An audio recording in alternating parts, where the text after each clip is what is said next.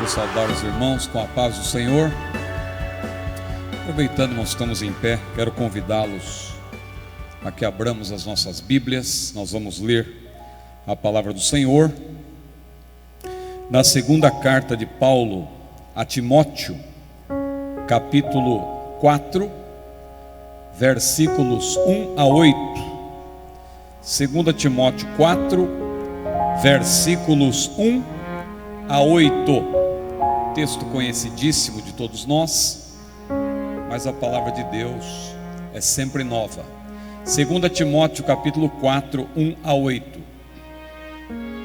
Conjuro-te, pois, diante de Deus e do Senhor Jesus Cristo, que há de julgar os vivos e os mortos na sua vinda e no seu reino, que pregues a palavra, instes a tempo e fora de tempo, redarguas, repreendas, exortes, com toda longanimidade e doutrina, porque virá tempo em que não sofrerão a sã doutrina, mas tendo comichão nos ouvidos, amontoarão para si doutores conforme as suas próprias concupiscências, e desviarão os ouvidos da verdade, voltando às fábulas.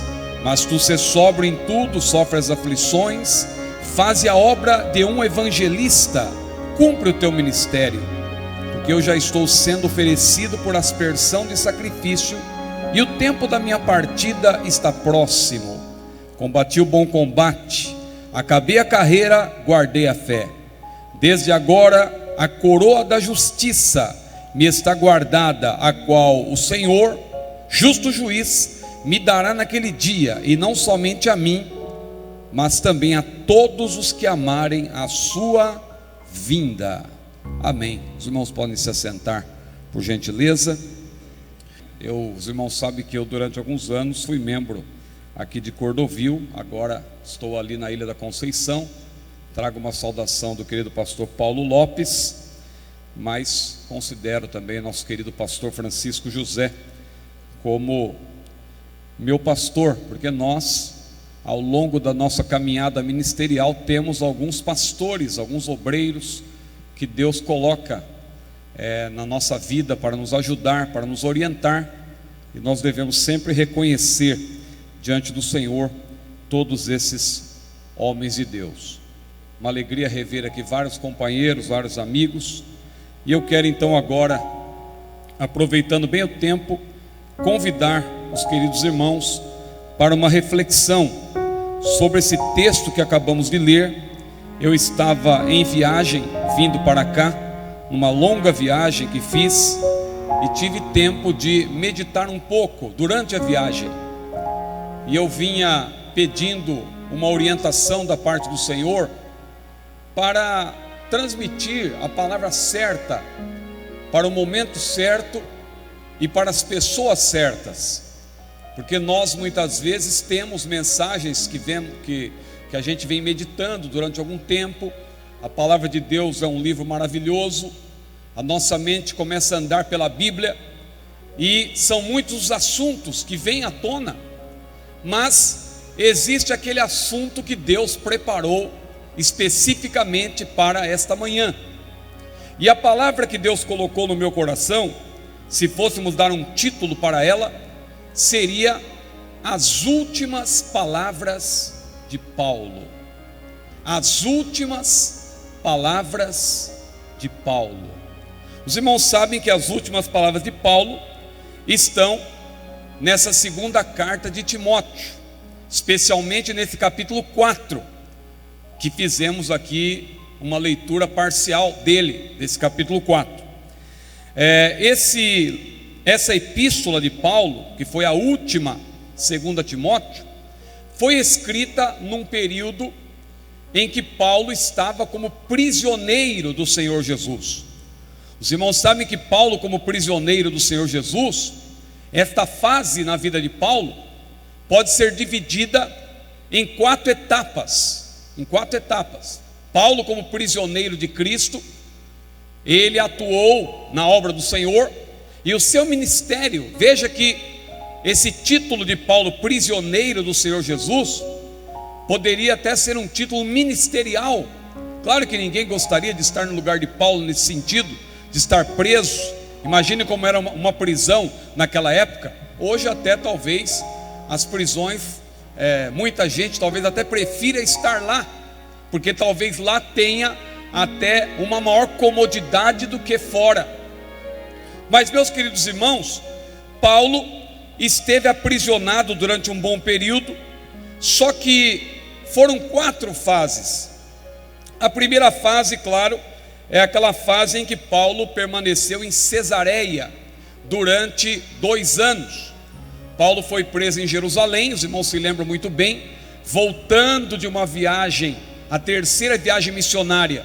Ele chega a Jerusalém para participar ali das festividades, especialmente do Pentecostes, que à época não era apenas uma festa para os judeus.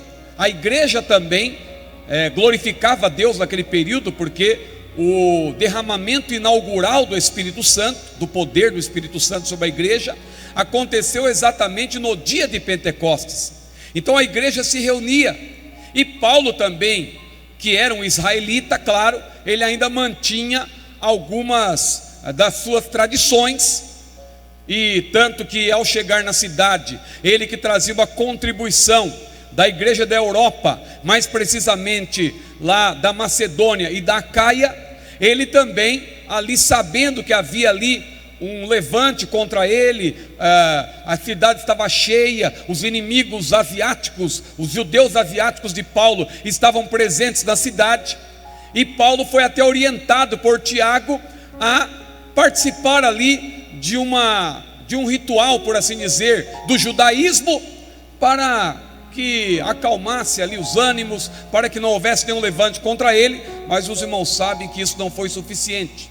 Os inimigos de Paulo se levantaram contra ele, ele foi arrastado para fora, a multidão quis ali linchá-lo, mas um homem, um tribuno, chamado Cláudio Lísias, acabou ali ajudando Paulo.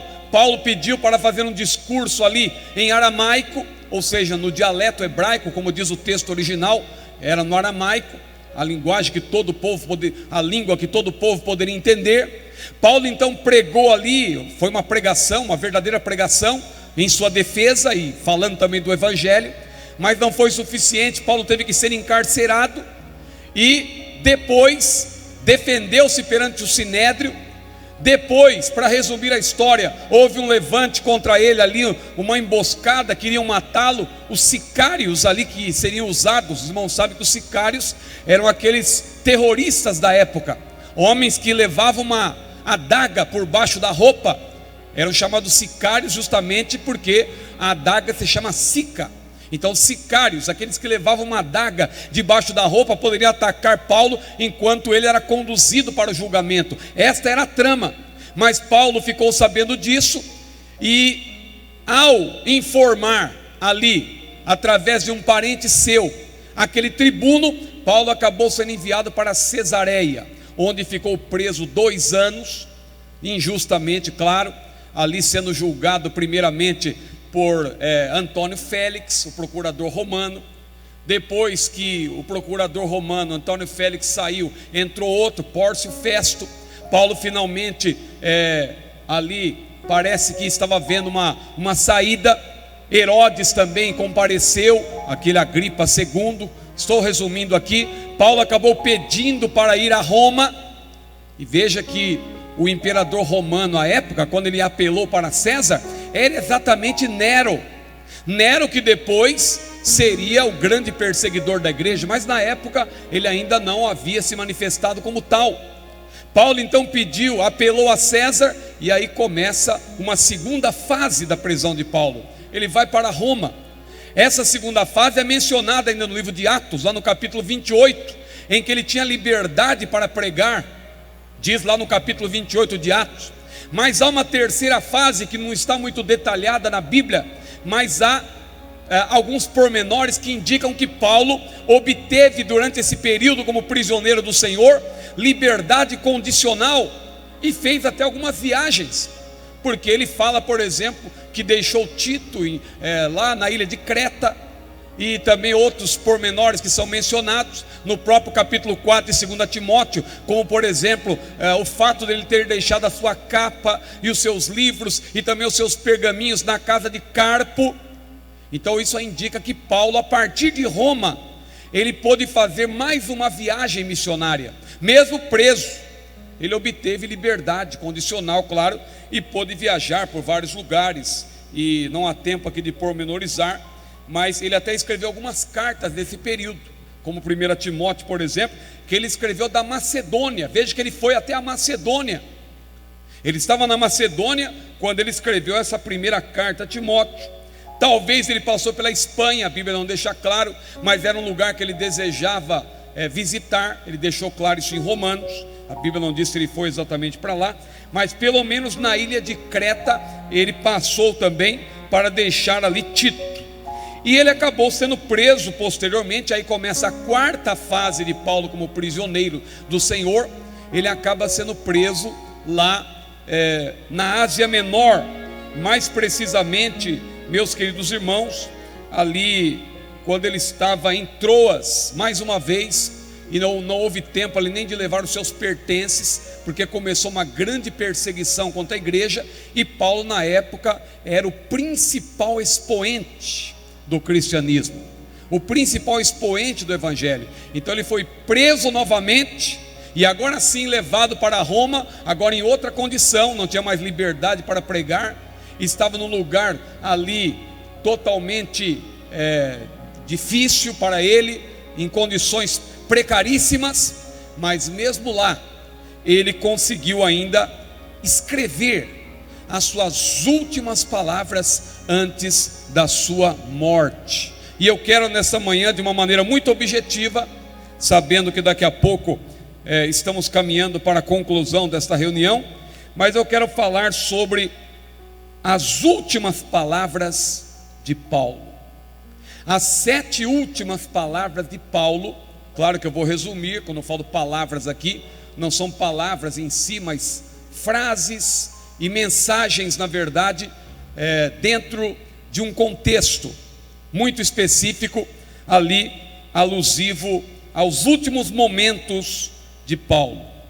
Essas 7 palavras de Paulo, elas giram em torno de alguns aspectos. A primeira ênfase então que eu quero mencionar, ou seja, a primeira palavra de Paulo, que é um obreiro, que os irmãos sabem que é um paradigma para nós, não é por acaso que eu estou falando de Paulo. Paulo é aquele homem que disse: sede meus imitadores, como eu também sou de Cristo. Então Paulo é um exemplo para nós. Então veja, a primeira palavra de Paulo está nos primeiros 4 versículos deste capítulo 4 de 2 Timóteo. Que palavra é esta? É a palavra sobre o compromisso com a palavra de Deus. Paulo disse para Timóteo: conjuro-te, pois, diante de Deus e do Senhor Jesus Cristo, que há de julgar os vivos e os mortos na sua vinda e no seu reino, que pregues a palavra, instes a tempo e fora de tempo, redarguas, exortes, repreendas com toda longanimidade e doutrina, porque virá tempo em que não sofrerão a sã doutrina, antes, tendo comichão nos ouvidos, amontoarão para si mesmos doutores, segundo as suas próprias concupiscências. Então a primeira palavra de Paulo que eu quero destacar nesta manhã é a palavra sobre o compromisso com a palavra de Deus. Esta palavra é para nós. O destinatário original foi Timóteo, mas na verdade esta palavra é extensiva a todos nós. Aquilo que Paulo escreveu a Timóteo teve o selo da inspiração divina, e portanto estende-se a todos nós. E veja, Paulo então disse primeiro: conjuro-te diante de Deus e do Senhor Jesus. Conjurar é uma palavra que no original, no texto grego, fala de uma ação solene, de fazer um juramento em conjunto. Então quando Paulo disse para Timóteo: conjuro-te, pois, ou seja, ele estava convidando Timóteo para fazer um juramento diante de Deus, juntamente com ele. Timóteo, nós vamos aqui assumir esse compromisso diante do Senhor, de somente pregarmos a palavra de Deus, a tempo e fora de tempo. Paulo convidou, portanto, Timóteo para fazer um pacto diante do justo juiz, diante daquele que há de julgar os vivos e os mortos, o próprio Senhor Jesus, porque Ele será o juiz em todos os julgamentos que virão pela frente. A Bíblia menciona pelo menos 7 julgamentos, e em todos esses julgamentos futuros, tem 2 que já aconteceram, e um deles, claro, ainda está em curso, mas os próximos 5, que são chamados julgamentos escatológicos, em todos eles, Jesus há de ser o justo juiz. Para os irmãos não ficarem curiosos, quais são esses 7 julgamentos que a Bíblia menciona? O primeiro, claro, é o julgamento do pecado, o pecado original, o pecado herdado de Adão. E a respeito desse pecado, nós não precisamos nos preocupar mais com ele, porque Jesus é o Cordeiro de Deus que tira o pecado do mundo. E Ele mesmo disse na sua palavra: aquele que ouve as minhas palavras e crê naquele que me enviou, tem a vida eterna, e não entrará em condenação, ou como diz a versão atualizada, e não entrará em juízo, mas já passou da morte para a vida. O termo ali é um termo forense.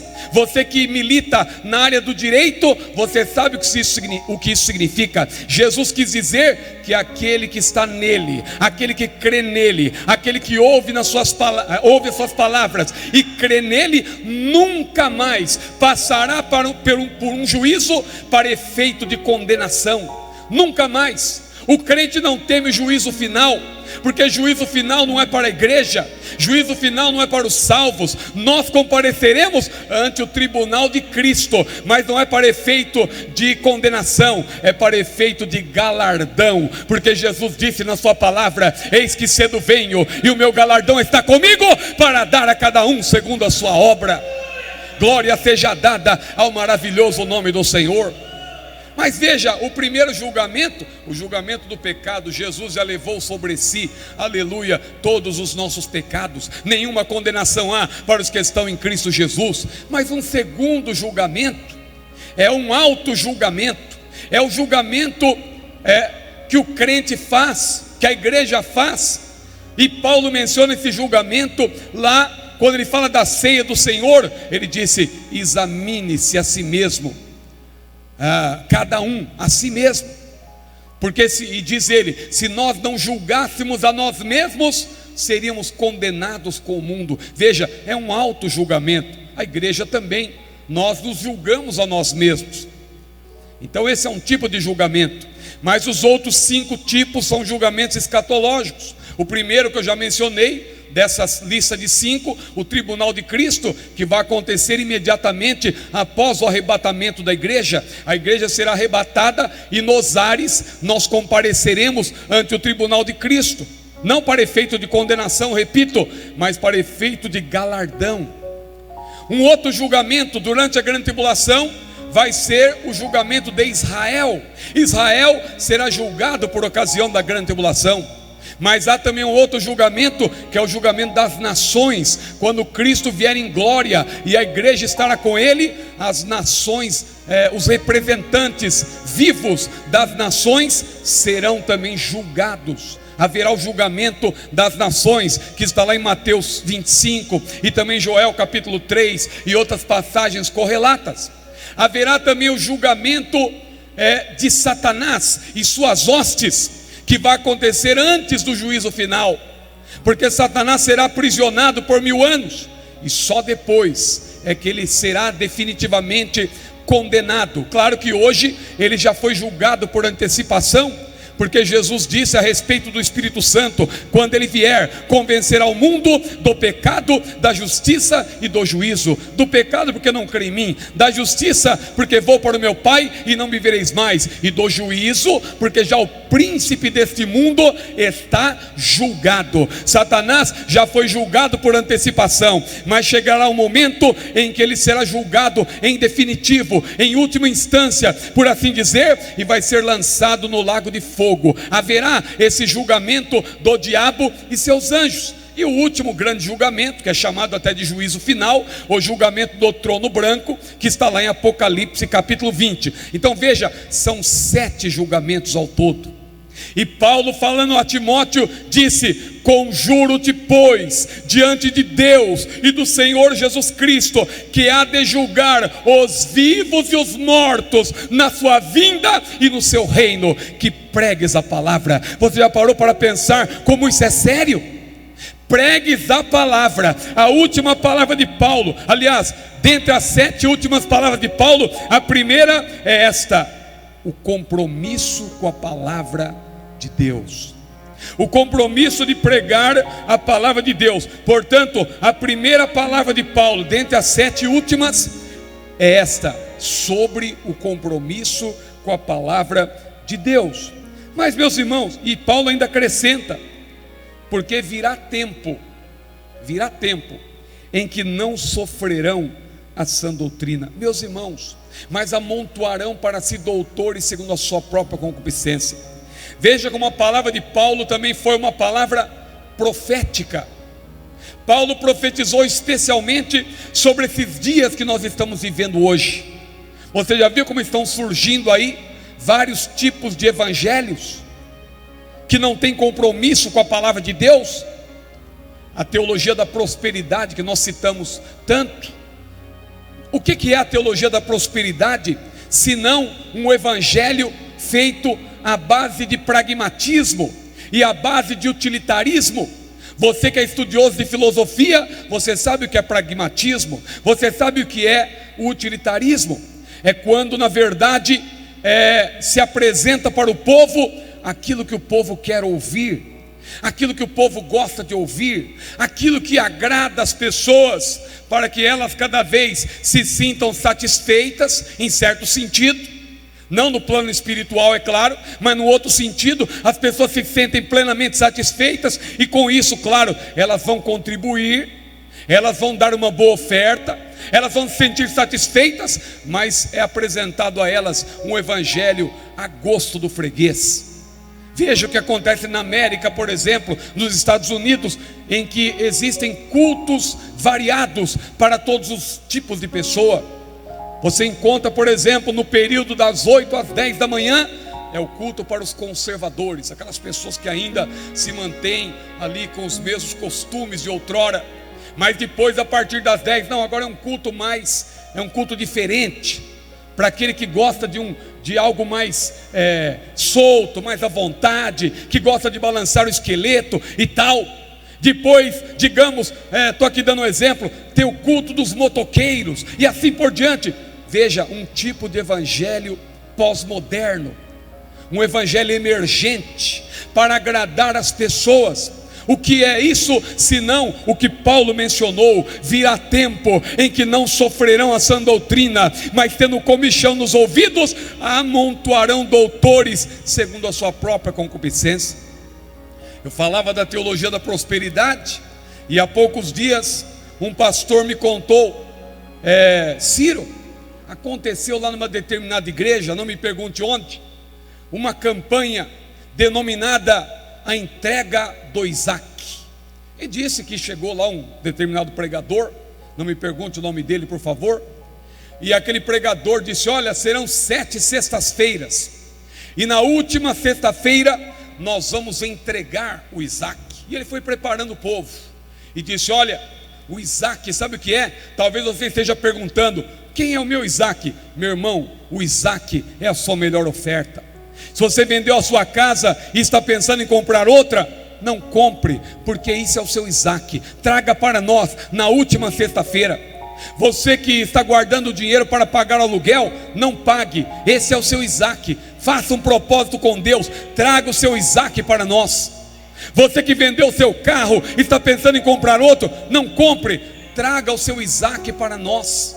E aí o povo ficou animado: que coisa boa, eu vou entregar meu Isaac, Deus vai me abençoar, eu vou levar o meu Isaac. E realmente estava um grande alvoroço ali naquela igreja, aquela campanha da prosperidade. Mas tinha um irmão lá, um irmão velhinho, ninguém dava mais atenção para ele. Era um irmão já de uma certa idade, cabelo branco, mas um irmão muito espiritual, temente a Deus. e muito respeitado pelo pastor. E aquele irmão disse para o pastor: pastor, eu sei que hoje é o último dia da festa, era a última sexta-feira, e eu não quero tomar tempo, mas será que o irmão me daria oportunidade para eu dar uma rápida palavra? Não vai passar de 5 minutos. E aí o pastor disse: claro, meu irmão, o irmão é o nosso ancião aqui, o nosso decano, o irmão tem toda liberdade, pode falar à vontade. E aquele irmão pegou o microfone ali, com toda simplicidade, não é? E disse: irmãos, eu não quero aqui gastar o tempo, porque eu sei que hoje tem uma grande programação, é o dia da entrega do Isaac, mas eu queria convidar os irmãos apenas para uma leitura bíblica. Vamos abrir as nossas Bíblias aqui, irmãos, no capítulo 22 de Gênesis. Eu quero fazer uma leitura, e eu não vou nem explicar, é só para os irmãos refletirem. E aquele irmão leu Gênesis 22, que os irmãos conhecem muito bem, aquela passagem que fala de Abraão, que levou seu filho até o monte, e o filho pergunta: pai, eu estou vendo a lenha, eu estou vendo fogo, mas onde está o cordeiro para o holocausto? E o pai lhe disse, Abraão lhe disse: Deus proverá, meu filho. Os irmãos conhecem muito bem essa passagem. E aquele irmão, aquele velhinho, aquele ancião, eu falo velhinho assim de uma maneira até carinhosa, respeitosa, mas aquele ancião, aquele velhinho, leu o texto, Gênesis 22, e fechou a Bíblia e disse: irmãos, eu não vou comentar, não há tempo, eu sei que tem uma grande programação, mas eu pedi permissão para o pastor só para fazer essa leitura, e eu queria pedir que os irmãos refletissem. Certamente os irmãos observaram que Abraão subiu ao monte para oferecer o seu Isaac diante do Senhor, mas quando ele chegou lá e estava prestes a entregar o seu Isaac, Deus interveio e Abraão levou o seu Isaac de volta para casa. Irmão, acabou com aquela festa, não é? Porque na verdade era ali uma grande armação, por assim dizer, para tirar o dinheiro do povo. Que Deus nos guarde, irmãos, que Deus nos ajude. São evangelhos que estão surgindo aí à base de pragmatismo, à base de utilitarismo, mas o nosso compromisso é com a palavra de Deus. Paulo disse: conjuro-te diante do Senhor Jesus, que há de julgar os vivos e os mortos, que pregues a palavra. É para pregar a palavra. Glória seja dada ao maravilhoso nome do Senhor. Portanto, quem está chegando depois, a nossa palavra nesta manhã, nessa tarde já, rapidamente, é sobre as últimas palavras de Paulo, antes da sua partida. A primeira é essa, sobre a pregação, o compromisso com a palavra de Deus. Mas a segunda palavra de Paulo, vou correr um pouco aqui com o tempo, para aproveitar o tempo. A segunda palavra de Paulo é sobre a perseverança do obreiro em cumprir seu ministério. Paulo disse: tu, porém, sê sóbrio em todas as coisas, suporta as aflições. Imaginemos o sofrimento de Paulo, e Paulo então deu esse conselho para Timóteo. Mas ele também disse: faze a obra de um evangelista, cumpre o teu ministério. Meus irmãos, Deus entregou para cada um de nós um ministério, e esse ministério nem sempre corresponde ao título que nós recebemos na terra.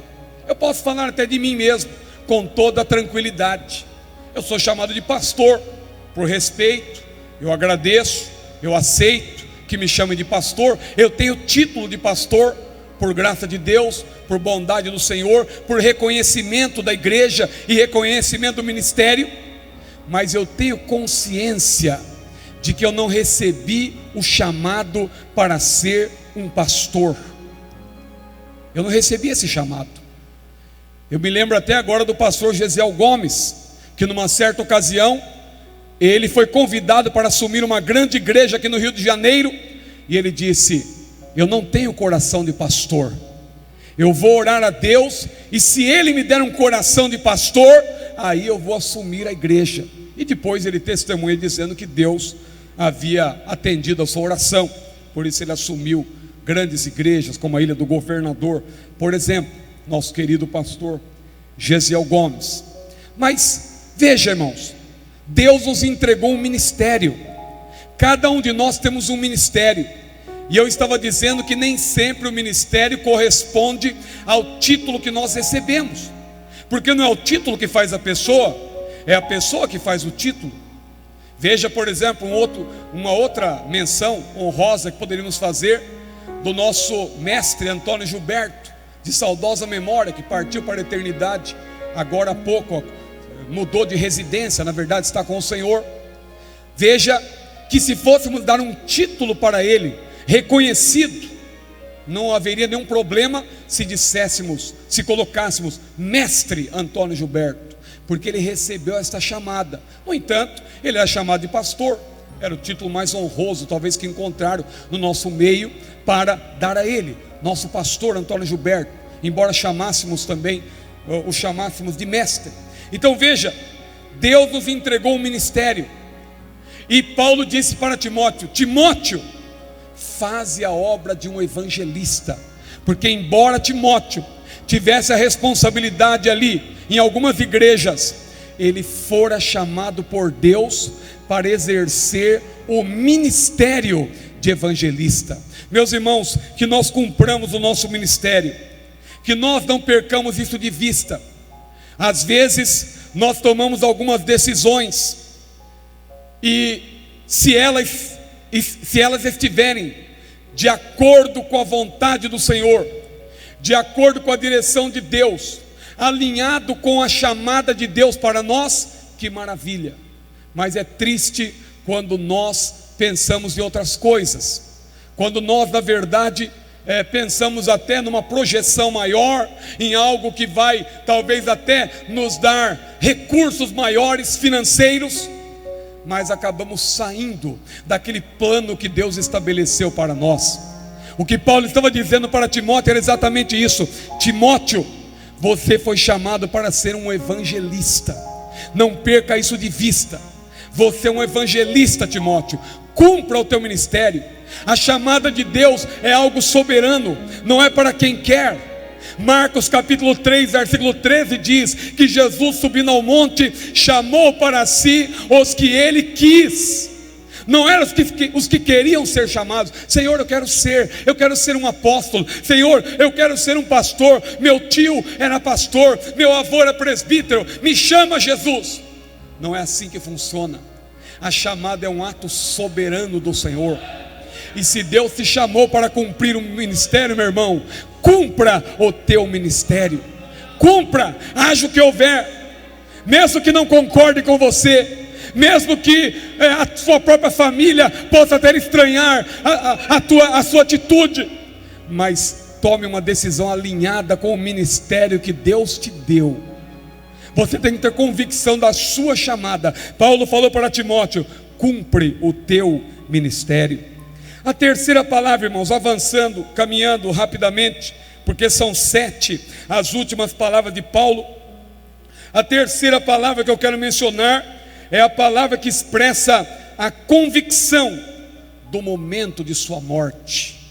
Veja, irmãos, a intimidade de Paulo com Deus era tão grande que ele percebeu, claro, o contexto também o ajudava a pensar assim, mas muito mais do que isso, no seu interior, ele tinha convicção.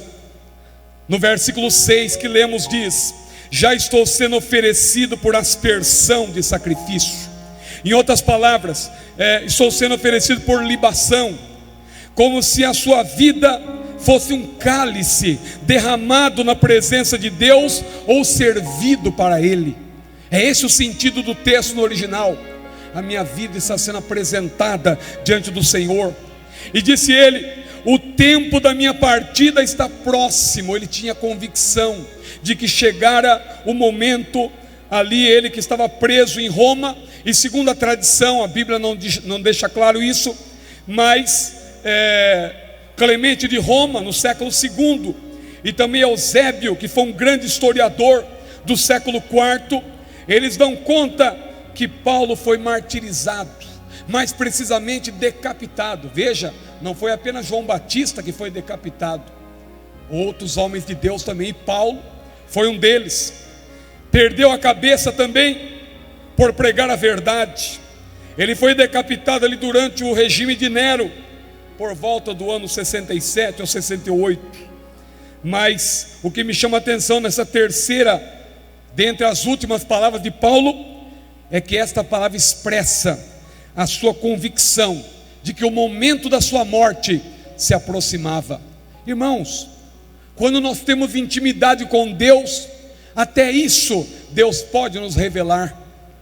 Eu me lembro do pastor Valdir Nunes Bícego, de saudosa memória, que foi também meu pastor em São Paulo, que no último mês, ali que antecedeu a sua morte, vários acontecimentos sucederam, várias atitudes que ele tomou, que dão a entender que ele sabia de que a sua partida se aproximava. Conversando com ele, ele falando algumas coisas, depois eu fui relacionar uma coisa com a outra. Na sua última pregação de domingo, ele morreu numa terça-feira. Na sua última pregação de domingo, ele, que não era de fazer nenhum comentário sobre os hinos que eram cantados, eu estava ali próximo dele naquela ocasião. Ele disse: Ciro, peça para o irmão, o maestro ali, o irmão Newton na época, o maestro do coral, a letra da música, da canção que eles vão entoar, que eu quero fazer um comentário sobre ela. E aquela canção dizia: passarei o Jordão, passarei o Jordão. E ele, fazendo aquele comentário, disse: meus irmãos, esse hino fala da nossa passagem para a glória, a passagem para a eternidade. E é possível que nessa semana um de nós parta para a eternidade, mas quando chegar lá, estará esperando os demais, porque todos em breve estaremos com o Senhor. Isso foi no domingo. Quando chegou na segunda-feira, na sua última pregação antes da sua morte, que era a reunião de obreiros, ele pregou ali sobre o obreiro estar em redor da palavra, estar em redor da rocha. E ele disse: olha, Moisés reuniu o povo em redor da rocha, a rocha que é Cristo. E ele dizia para os obreiros: meus irmãos, reúnam as pessoas em volta da palavra, reúnam as pessoas em volta da rocha que é Cristo. Não reúna o povo em redor de si. O povo não pode estar em volta de um obreiro, em volta de um pastor. E disse ele, porque o pastor pode cair a qualquer momento. E disse mais: o pastor pode morrer a qualquer momento. E na hora ninguém percebia, mas no dia seguinte ele já estava com o Senhor. Mas Deus nos avisou. E outros detalhes que depois foram sendo informados pela família dão conta de que ele já estava convicto. Ele já sabia, Deus já revelara para ele que o momento da sua partida se aproximara. Então, a terceira palavra de Paulo que eu queria mencionar era esta, a palavra que expressa a convicção do momento da sua morte. Mas uma quarta palavra de Paulo, dentre as 7 últimas que eu quero mencionar nesta tarde já, é a que expressa a satisfação por ter cumprido a sua missão. Está no versículo 7, nas 3 frases emblemáticas que nós sempre citamos. Paulo disse: combati o bom combate, acabei a carreira, guardei a fé. Veja, 3 frases emblemáticas, combati o bom combate. Paulo vê o obreiro como um soldado de Cristo.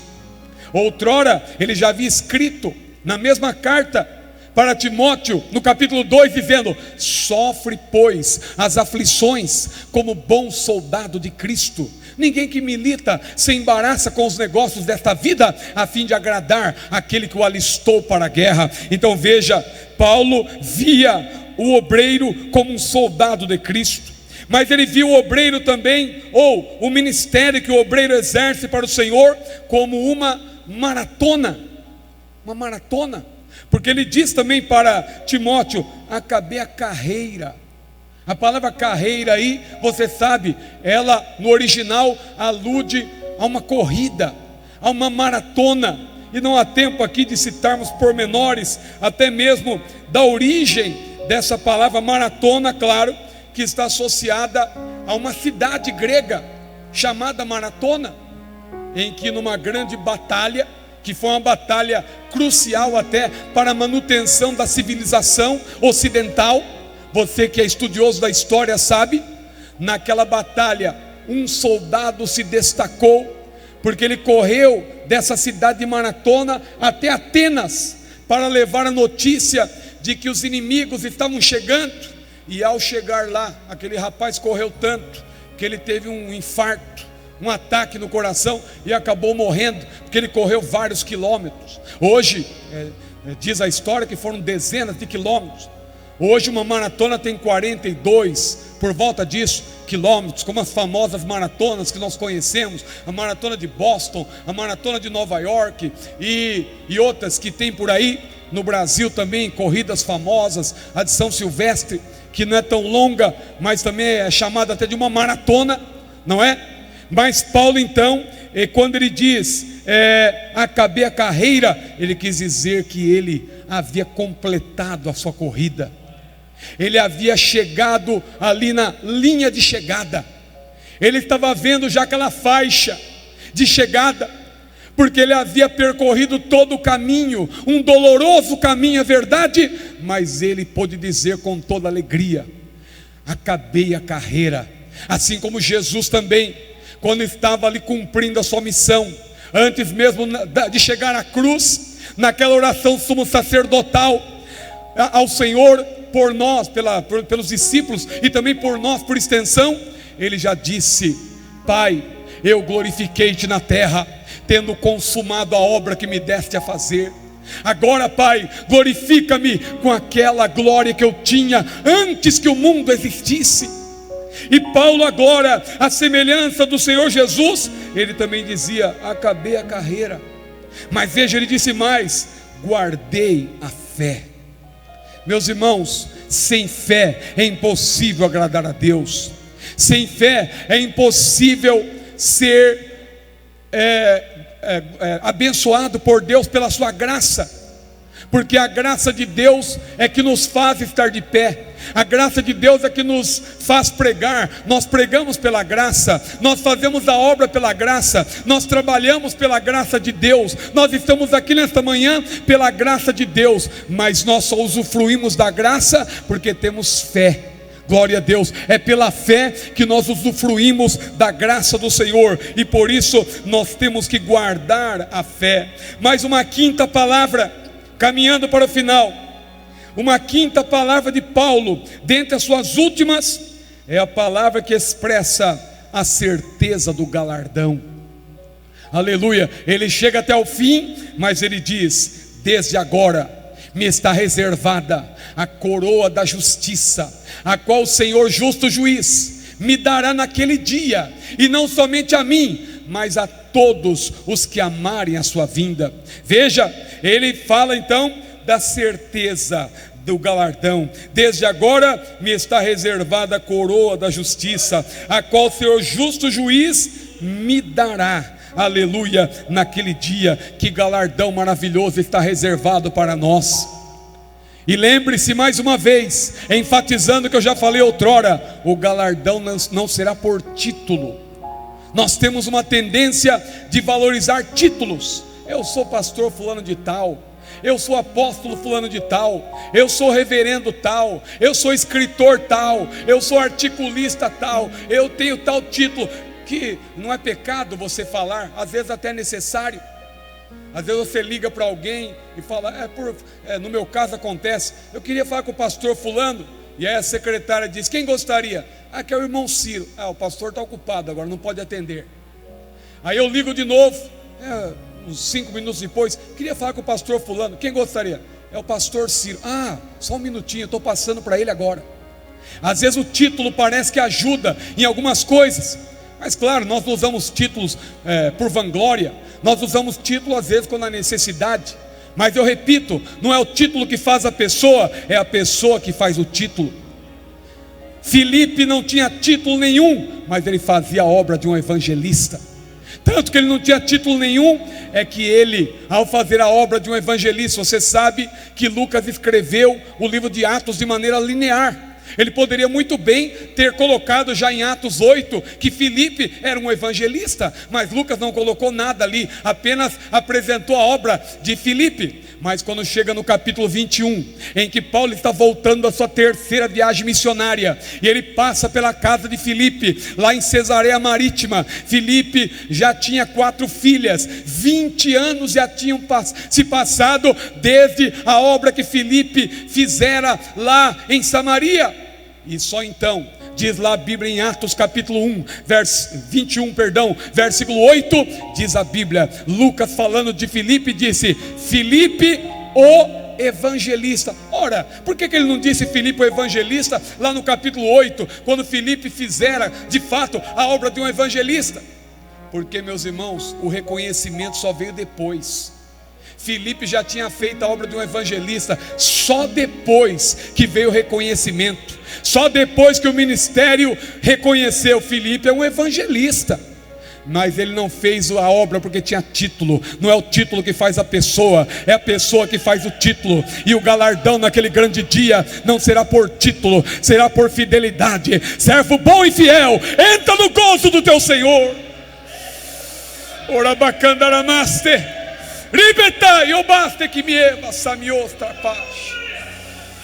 Glória seja dada ao maravilhoso nome do Senhor. O galardão será por fidelidade. Servo bom e fiel, entra no gozo do teu Senhor. Aleluia. É a 4ª palavra de Paulo, que expressa a certeza do galardão. Aleluia. E ele disse: o justo juiz me dará naquele dia. Que dia é aquele? Que está até com D maiúsculo na língua portuguesa. É o dia do arrebatamento da igreja. É o dia em que a igreja será levada para estar na presença do Senhor, porque a Bíblia diz que o mesmo Senhor descerá do céu com alarido, com voz de arcanjo e com trombeta de Deus, e os mortos em Cristo ressuscitarão primeiro, e depois nós, os que estivermos vivos, seremos juntamente com eles elevados às alturas para estar para sempre com o Senhor. E lá nos ares nós haveremos de ser galardoados no tribunal de Cristo, porque o próprio Senhor Jesus disse: eis que o meu galardão está comigo. A ideia ali é: o meu galardão virá comigo. Aleluia. Mas como? Será que ele trará várias carruagens e várias carretas cheias de galardão? Não, meu irmão, é outra dimensão. Não é a dimensão da terra. Aqui a gente pensa nessas coisas, mas o Senhor trará consigo o galardão para nos entregar naquele grande dia. Aleluia. Em que Paulo mencionou: o Senhor me galardoará, o justo juiz, naquele dia. E disse ele: não somente a mim, mas a todos os que amarem a sua vinda. Aleluia. Mas, caminhando agora para a conclusão, a 6ª palavra de Paulo, dentre as suas 7 últimas, é a palavra que expressa seu amor pelos seus amigos e companheiros. Irmãos, ao longo da nossa caminhada ministerial, nós temos algumas desavenças, às vezes algumas discussões, alguns mal entendidos, algumas coisas que ficam pelo caminho, algumas coisas que a gente gostaria de ter dito, mas não disse, ou algumas coisas que não deveríamos ter dito, mas dissemos. E isso faz com que haja mágoas, com que haja desavenças. E às vezes um fica falando do outro: olha, você viu aquele fulano que ele fez, e olha o que aconteceu. Mas Paulo, quando chega ali diante do Senhor, nos últimos momentos da sua vida, ele viu que tudo isso não representava nada, e ele começou a lembrar dos seus companheiros. E veja, nessa 6ª palavra que expressa seu amor pelos seus amigos e seus companheiros, ele se sentia abandonado e com saudades dos amigos. E veja que frases emblemáticas de Paulo. Ele disse, primeiro, versículo 9, que não lemos, mas vou citar agora. Ele disse para Timóteo: procura vir ter comigo depressa. Olha que frase emblemática: procura vir ter comigo depressa. Ele tinha pressa. Outra frase: ninguém me assistiu na minha defesa. Ninguém me assistiu na minha defesa. Estamos falando de Paulo. ele estava falando dos seus companheiros. Ninguém estava com ele no momento mais crucial da sua vida. E ele diz no versículo 16, adiantando um pouco mais: todos me desampararam. E aí, meus irmãos, me chama a atenção que Paulo faz uma relação dos seus principais companheiros, dos seus amigos, dos seus caminhos de jornada, companheiros de jornada. E ele começa a citar cada um deles e fazer uma curta menção que expressa o que ele sentia naquele momento. Então veja, ele fala de Demas. Olha que interessante: Demas me desamparou, versículo 10, amando o presente século, e foi para Tessalônica. Veja que o desapontamento de Paulo, a tristeza de Paulo, não era porque Demas tinha ido para Tessalônica, porque Demas poderia ter ido ali para outro lugar para fazer a obra do Senhor. A tristeza de Paulo é porque Demas, ele se desviara do Evangelho. Demas me desamparou amando o presente século. Nós não ficamos tristes quando um companheiro se vai, mas continua fazendo a obra de Deus. Mas, meus irmãos, ficamos angustiados e desapontados quando alguém deixa esta obra, a obra do Senhor. Então Paulo disse: Demas me desamparou amando o presente século. Aí ele fala de Crescente. Crescente foi para Galácia, Tito foi para Dalmácia, Lucas, só Lucas está comigo. Veja como Lucas era um companheiro fiel. Mas ele cita outros companheiros também: Eubulo, Prudente, Lino, Cláudia, e também todos os irmãos, disse ele. Ali não houve espaço para citar o nome de todos. E aí ele faz uma menção interessante: Marcos. Lembra de Marcos, que na primeira viagem havia desapontado Paulo, e que foi até o pivô da discussão de Paulo com Barnabé na segunda viagem missionária, fazendo com que houvesse ali na verdade duas comitivas. Foi até bom, benéfico para o reino de Deus, porque ali duas comitivas, uma partiu para um lado, outra para o outro, por causa da desavença que houve entre Paulo e Barnabé, porque Marcos, como parente de Barnabé, recebeu seu apoio, e eles foram juntos lá em direção de Chipre. E Paulo preferiu ir lá para a sua terra natal, foi lá para Tarso, começou por ali e depois chegou até a Europa com outros companheiros na segunda viagem missionária. Mas a impressão que dá é que Paulo tinha rompido definitivamente com Marcos, e que Paulo ali tinha uma grande mágoa de Marcos. Mas olha o que diz Paulo nos últimos momentos da sua vida, escrevendo a Timóteo: toma Marcos e traze-o contigo, porque me é muito útil para o ministério. Aleluia, glória a Deus. Aquele mesmo jovem que havia desertado, agora Paulo diz: traze, ele é útil para mim, eu quero vê-lo mais uma vez. Eu sei que a minha partida se aproxima, mas eu quero ver esse jovem mais uma vez. Quem sabe Paulo queria dar uma última palavra para ele. Quem sabe Paulo queria dar uma orientação, porque Marcos da época era já um jovem de grande destaque, que viria a escrever o Evangelho segundo Marcos, que viria a ajudar na redação das cartas de Pedro. Veja, um homem, um rapaz talentoso, um rapaz que teve um problema ali, um descuido, ou talvez não aguentou a grande pressão que veio sobre ele naquelas viagens missionárias, mas agora Paulo reconhecia. Veja como Paulo teve também a capacidade de perdoar aquele rapaz, Marcos, que à época, claro, já não era tão jovem quanto antes. Mas Paulo também menciona Tíquico: enviei a Éfeso, Priscila e Áquila, um casal de ensinadores. Paulo apenas saúda, veja, saúda Prisca e Áquila, ali um casal de ensinadores. Onesíforo, disse Paulo, saúda a casa de Onesíforo. Erasto, Paulo menciona que ficou em Corinto. Trófimo, e disse Paulo, deixei Trófimo doente em Mileto. Mas veja como Paulo é capaz de citar os seus companheiros e mostrar o quanto ele estava preocupado naqueles últimos momentos da sua vida. E a última palavra para terminar, dentre as 7 últimas palavras de Paulo, é a palavra que expressa os seus últimos anseios, preocupações e sentimentos. Quais foram eles? Primeiro, Paulo sentia-se preocupado, veja, com o inverno. Parece uma preocupação assim, alguém diria, preocupado com o inverno, tantas preocupações. Mas meu irmão, não é esse frio que você sente aqui às vezes no Rio de Janeiro, que nós estamos acostumados com o calor, não é? Porque dizem que aqui são 4 estações no ano, não é? Diz que tem a estação rodoviária, ferroviária, estação das barcas e o verão, não é?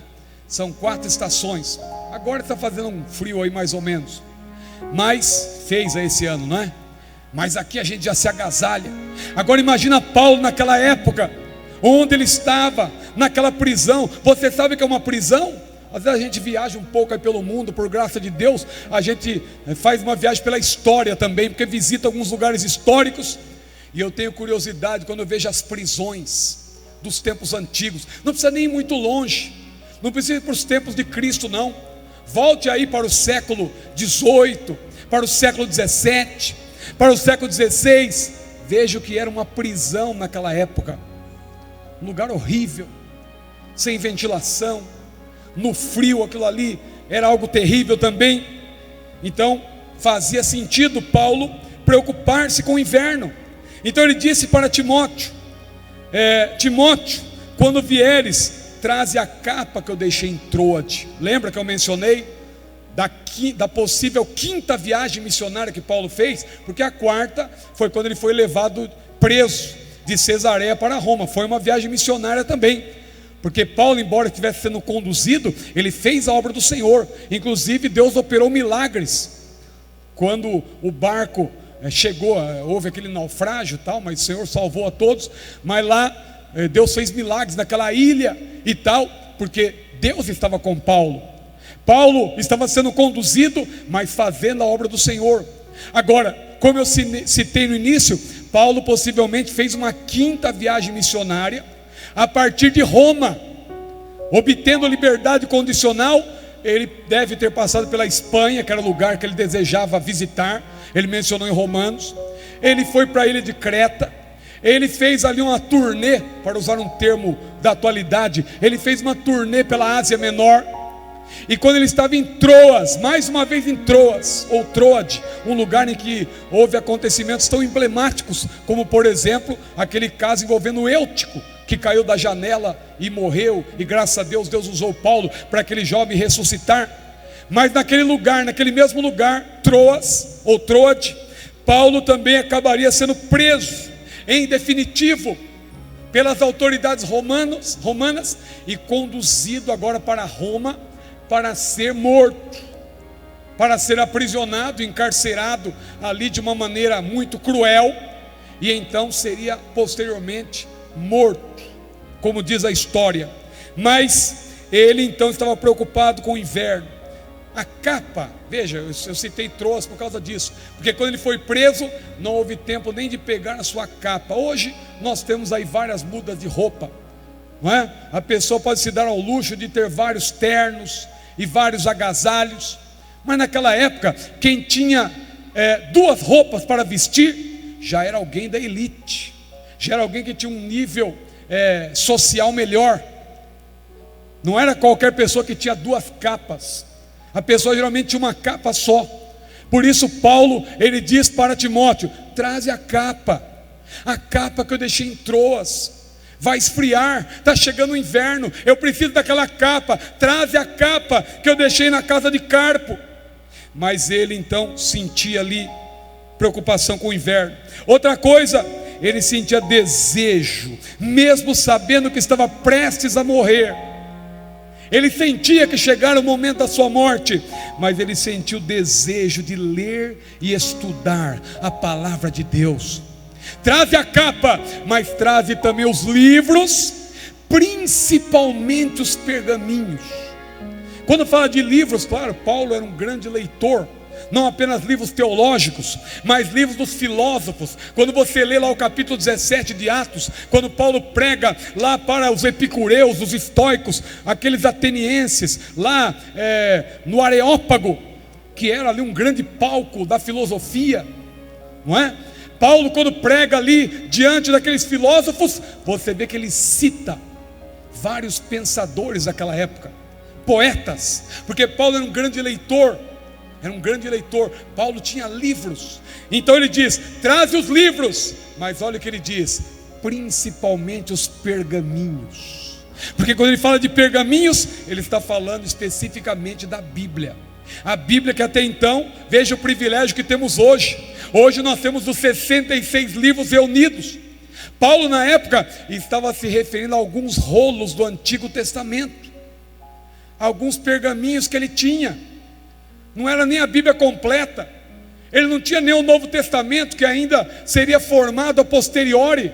Mas ele tinha aquilo como de muito valor, a palavra de Deus. Traz os livros, principalmente os pergaminhos, porque ele tinha um desejo muito grande ainda de estudar a palavra de Deus. Ele sentia-se também indignado quanto à conduta injusta de Alexandre o latoeiro, e disse que Alexandre lhe causou muitos males, e ele disse: o Senhor lhe pague segundo as suas obras. Tu também guarda-te dele, disse Paulo. Ele resistiu muito às nossas palavras. Mas você vê também, apesar de Paulo dizer isso, um sentimento de perdão. Quando ele fala dos seus inimigos, ele disse que isto, diz lá o versículo 16, que isto lhes não seja imputado. As mesmas palavras de Estevão: Senhor, não lhes imputes este pecado.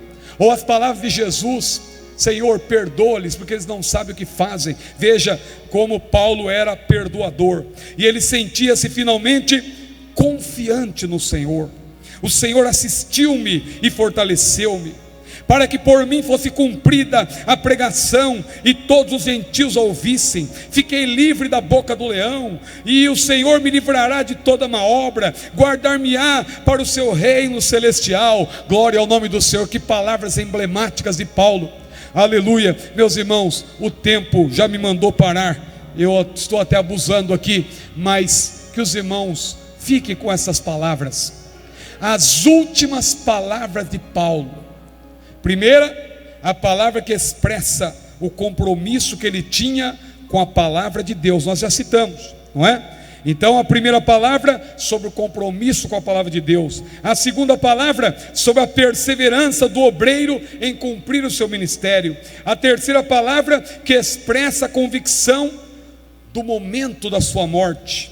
A quarta que expressa a satisfação por ter cumprido a sua missão. A quinta é a que expressa a certeza do galardão. A sexta que expressa seu amor pelos seus amigos e companheiros. O passado não importava mais para Paulo. Ele estava preocupado com aquele momento. Ele queria ver seus companheiros. Marcos me decepcionou, mas já ficou no passado. Eu quero ver Marcos. Demas não teve jeito, porque Demas se desviou do evangelho. E Paulo disse: Demas me desamparou, amando o presente século.